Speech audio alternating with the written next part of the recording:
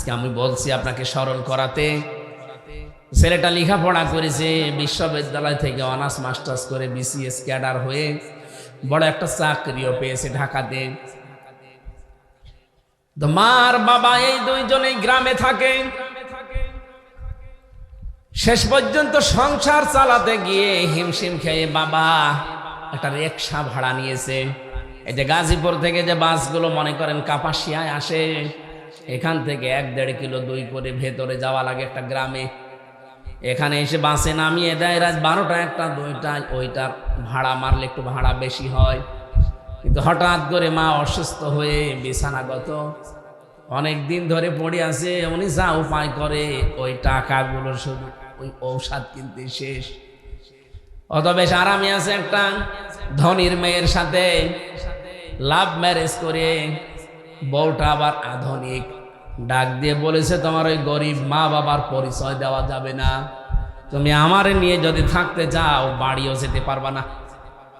স্ত্রীর মন রক্ষা করতে গিয়ে শেষ পর্যন্ত বলছে ঠিক আছে আমি আর যাব না। অনেক দিন পর্যন্ত হয়ে গেল, কি গো খবরও আসে না, ছেলেটা কি বেঁচে আছে মরে গেছে কোনো খবরও নেই।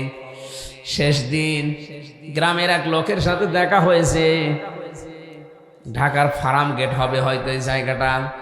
জিজ্ঞাসা করছে ভাই আপনি তো খুব আরামে আছেন, টাই টুই পরে ভালোই মনে হচ্ছে, কিন্তু আপনার মা কয়দিন পড়ে আছে, বাবা অসুস্থ, একটু শেষ দেখা দেখে আসবেন।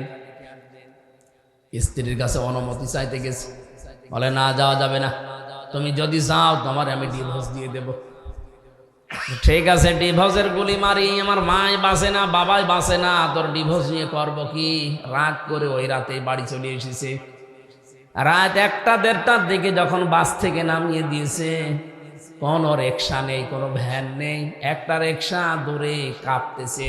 এক বুড়া মানুষ কাছে গিয়ে বলে মুরব্বি যাবেন কোথায়? অমুক পাড়ায়। কার বাড়িতে? নুরু মিয়া। ঠিক আছে চলেন উঠেন। কাছে গিয়ে তাকিয়ে দেখে নিজের ছেলে, চিনে ফেলবে, অপমান হবে বাসের লোকজনের সামনে। এখানে চাদর দিয়ে মুখটা ঢেকে নিয়েছে। যেতে যেতে কিছুক্ষণ যায়, যেহেতু শরীরে সেরকম শক্তিও নেই, প্যাডেল মারতে পারে না রিকশায়, আস্তে আস্তে যায়, পেছনে ধাক্কা দিয়ে বলে জোরে চালান। কিছু তো বলতেও পারছে না, কাকে কি বলবে, এখন তো মুখ দেখালেই চিনে ফেলবে, আবার অপমান হবে। বারবার জিজ্ঞাসা করছে মুরব্বী এই বয়সে রিকশা চালাতে আসেন, আপনার ছেলে মেয়ে নেই? আছে, মারা গেছে। কিছু দূর যাবার পরে বলছে আর একটু জোরে চালান, এভাবে চালালে হয়, আমার তাড়াতাড়ি বাড়ি যাওয়া লাগবে। চালাতে যখন পারে না, পিঠের উপরে দিয়েছে একটু জোরে ধাক্কা, মুরব্বী হুবড়ি খেয়ে গেছে পড়ে, রিকশা থেকে পড়ে গেছে পা কেটে। কষ্ট করে উঠে ডাক দিয়ে বলছে বাবাজি আপনার মোবাইলের লাইটটা একটু বের করেন তো। কেন? মোবাইলের লাইট বের করেন, আমার দরকার আছে। মোবাইলের লাইট বের করেছে, নিজের মাথার উপর থেকে চাদরটা ফেলে দিয়ে বলছে বাবাজি দেখেন তো আমার চিনতে পারেন কিনা, তোমাকে সার বানাতে গিয়ে আমার জীবনটাই নষ্ট হয়ে গেছে। তোমার মা আজ কতদিন পড়ে আছে, ঔষধের পয়সা নেই, আমি যা উপায় করি এগুলো দিয়ে ঔষধ কিনতে শেষ হয়ে যায়। কত বছর হয়ে গেল তুমি চাকরি পেয়েছো শুনেছি, কিন্তু কোনোদিন খোঁজ নাওনি। ও সন্তান, তোমাকে তো অফিসার বানাতে গিয়ে তোমার মা মানুষের বাড়িতে বাড়িতে সিয়ের কাজ পর্যন্ত করেছে। পরীক্ষার ফিস দিতে পারছিলে না মাস্টার্সে, আমি ভিক্ষা করে করে টাকাগুলো তোমার হাতে 4,500 টাকা ধরিয়ে যা কিছু করলাম সব তোমাকে এই অফিসার বানাতে গিয়ে, স্যার বানাতে গিয়ে। তোমার মাঝ বিছানাগত আর আমি রিক্সাটা ভাড়া নিয়েছি। বারবার জোরে চালাতে বলো, চালাবো কি করে? সারাদিন প্রায় আমি না খাওয়া, আমার শরীরে শক্তি বলতে কিচ্ছু নেই।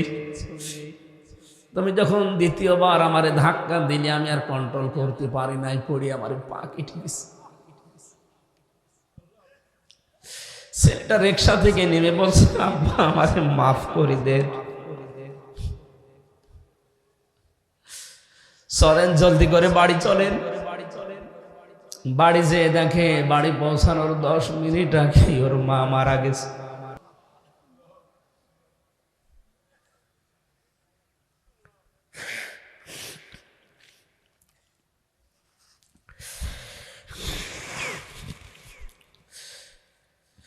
মায়ের পা জড়িয়ে হাওমাও করে কেঁদে বলে, মা আমাকে মাপ চাওয়ার সময়ও দিলে না। মায়ের পা জড়িয়ে পড়ে আছে ওদিকে। 2 মিনিট পরে দেখে ওর বাবা হার্ট অ্যাটাক করে মরে গেছে।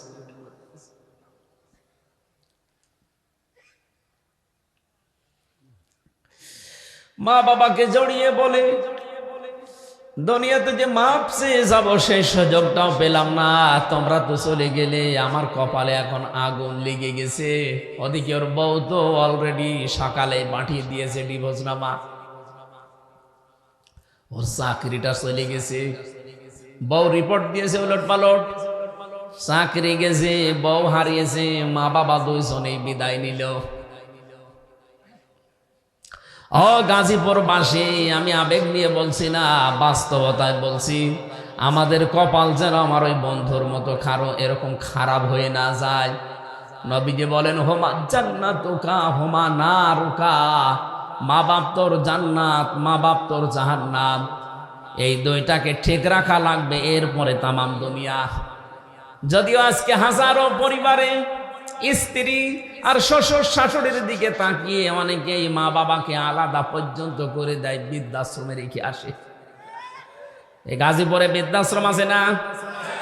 কয়েকদিন আগে আমি নীলফামারী গিয়েছিলাম, কিশোরগঞ্জ থানা, একটা বৃদ্ধাশ্রমে আমার নিয়ে গেল। এইদিকে 25 জন মা, এইদিকে 25 জন বাবা বসে আছে, সব মুরব্বী। তাদের চোখের দিকে তাকিয়ে আমি দেখতে পেয়েছি প্রত্যেকেই তার সন্তানের জন্য বরদোয়া দিচ্ছে। আরে ভাই, তাদেরও তো আমার মতো ছেলে মেয়ে আছে, কথা বলেন না কেন? আমি 2 জনের সাথে কথা বললাম, একজন বলছে আমার ছেলে ডিসি, আর একজন বলছে আমার ছেলে আমেরিকায় থাকে। অথচ আমার বৌমার কথা মতো আজকে আমাদেরকে এই বৃদ্ধাশ্রমে রেখে গেছে 3 বছর। খেয়ে না খেয়ে এই অবস্থায় পড়ে আছি, শুকনা কঙ্কাল হয়ে গেছে দেখলাম। বলেন তো, ডিসি হোক আর আমেরিকায় না, ও যদি জান্নাতেও চলে যায় আল্লাহ জান্নাত থেকে বের করে দেবে না? আল্লাহ এইটা জানিয়েছিলেন নবীজিকে এই রজব মাসে, পৃথিবীতে যে আগে আমার ইবাদতের পরে পারিবারিক জীবনে আগে মা বাবা, এইটা ঠিক রাখতে বলবেন আপনার উম্মতদেরকে, তাহলে পৃথিবী কল্যাণময় রাষ্ট্র পাবে। এই জন্য এই বাংলাদেশকে যদি আমরা কল্যাণময় রাষ্ট্র হিসাবে দেখতে চাই, সামনে পারিবারিক জীবনের বন্ধনটা আরো অটুট করা লাগবে। আজ হাজারো বৌমার কারণে সন্তান পেরিয়ে দেয় না, শেষ পর্যন্ত আলাদা করে দেয়। আমি রাঙ্গামাটি গিয়েছিলাম একবার, লংগদু থানায় মাহফিলে। আসার সময় একটা বৃদ্ধাশ্রমে আমারে ঢুকিয়েছে, দেখলাম এক কলেজের অধ্যাপক মার সাথে কথা বলছে। ওর মা ওকে বলছে, যখন আমি মরে যাব তখন এই ফ্যানটা মাথার উপর থেকে পাল্টিয়ে নতুনটা লাগাবি। মা বলছে, ছেলে বলে, মা গো তুমি তো মরেই যাবে, তখন আবার ফ্যান কি করবা? বলে না, দরকার আছে। আমি আজ 3 মাস এখানে আছি, এই ফ্যানটা ঘরে না। বারবার কর্তৃপক্ষকে বলেছি, ওরা ভালোটা লাগিয়েও দেয় না, কারণ তুই টাকা পয়সা ভালো করে দিয়ে যাস না। আমার তো মনে হচ্ছে তুই আমার সাথে যা করলি, কিছুদিন পরে ঠিক তোর সন্তান তোর সাথে এটাই করবে। তোর তো আবার ফ্যান ছাড়া ঘুম হয় না, তোর তো ছোটবেলায় বাতাস ছাড়া ঘুম আসাতে পারতাম না, এখানে ফ্যান ছাড়া ঘুমাতে পারবি না, এই জন্য আগেই ফ্যানটা পাল্টিয়ে দিবি, তোর ভালোর জন্য বললাম। এ কথা বলেই দেখি আমি ওর সামনে পেছনে দাঁড়িয়ে, ওর সামনে ওর হাতের উপর ওর মা মরে গেল। হাও মা করে কেঁদে বলছে, হুজুর আমার দিকে তাকাবেন না, এ দোষ শুধু আমার একা না, এ দোষ আমার বউর। 3 মাস আগে আমার বউ আমার সাথে ঝগড়াঝাটি করে বলেছে, এই বুড়ি যদি বাড়ি থাকে তোর ভাত আমি খাবো না। আমি একটা কলেজের অধ্যাপক, আমার 2টা ছেলে মেয়ে আছে, তাদের মুখের দিকে তাকে আমি তালাকও দিতে পারি না। বাধ্য হয়ে আমার মাকে আমি বৃদ্ধাশ্রমে রেখেছিলাম। আজকে আমার মা মারা গেল, বাবা মারা গেছে প্রায় 10 বছর আগে। এখন আমার নাম ধরে ডাকার মতো আর কেউ নেই। ও গাজীপুরবাসী, আমার তো মনে হয় শুধু কলেজের ওই অধ্যাপক না, এখানে অনেক মুরব্বী আমরা ঠিক ওই রকমই বসে আছি। মা বোন যারা এসেছেন আপনাদের আমি হাতে পায়ে ধরে বলছি, শুধু নামাজ পড়া, শুধু রোজা রাখা, শুধু কালো বোরকা পরা ইবাদত না। পারিবারিক জীবনে শাশুড়িকে নিজের মা বাবার মতো মনে করা ইবাদত।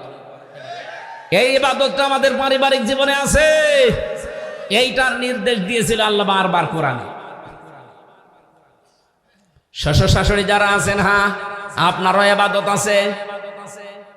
লোকের মেয়ে একটা বাড়িতে এসেছে, নিজের মেয়ে তো ভুল করলে আপনি মাফ করে দেন, অন্যের মেয়ে একটা এসেছে ভুল করলে মাফ করতে পারেন না, কাজ না জানলে শিখিয়ে দিতে পারেন না। নিজের মেয়ে কাজ জানে না, কত হাতে কলমে ধরে ধরে শিখান। অন্যের মেয়ে এসেছে, সে একটা নতুন পৃথিবী পেয়েছে, আজকে নতুন সংসার, সে যদি না জানে তাকেও শিখিয়ে শিখিয়ে দেবেন। বিশ্বাস করেন যে শাশুড়ি নামাজ পড়ে, রোজা রাখে, কালো বোরকা পরে, কিন্তু তার কারণে তার বৌমা অশান্তিতে আছে, ওর নামাজ রোজা একটাও মাথার উপরে উঠবে না। এরকম শাশুড়ি দেশে নেই। আমরা শুধু মনেই করি যে নামাজ পড়া, রোজা রাখা আর কালো বোরকা পরা ইবাদত। কে বলেছে আপনাকে? পারিবারিক জীবনে মুআমালাত, মুআশারাত, ব্যবহার, আচার, চরিত্র এটা ঠিক করা ইবাদত। অনেকে আমরা জানিও না, মানিও না, মনে করি এগুলো দুনিয়ার কাজ। কে বলেছে দুনিয়ার কাজ? সব আখিরাতের কাজ। এখান থেকে যা করবেন, কুলু লিন্নাসি হুসনা, মানুষের সাথে হাসি মুখে কথা বলা, এটাও একটা ইবাদত। সুবহানাল্লাহ বলতে পারেন না? আজকে থেকে ইবাদত গুলো পারিবারিক জীবন, সামাজিক জীবন, রাজনৈতিক জীবন, আন্তর্জাতিক জীবন পর্যন্ত 9টা জীবন আছে মানুষের, সব জায়গায় ইবাদত আছে। আল্লাহ রাব্বুল আলামিন আমি সহ যারা আসলাম, আমাদের জীবনে ইবাদত গুলো প্র্যাকটিক্যাল লাইফে করার তৌফিক দাও, বলেন আমিন। শরীর অসুস্থ হয়ে যাচ্ছে, আমি এই 2টা পয়েন্টই রাখলাম। আগামীতে কোনো জায়গায় আসলে আবার কথা বলবো ভাই। 1.5 ঘন্টা হয়ে গেছে। আল্লাহুম্মা আমিন।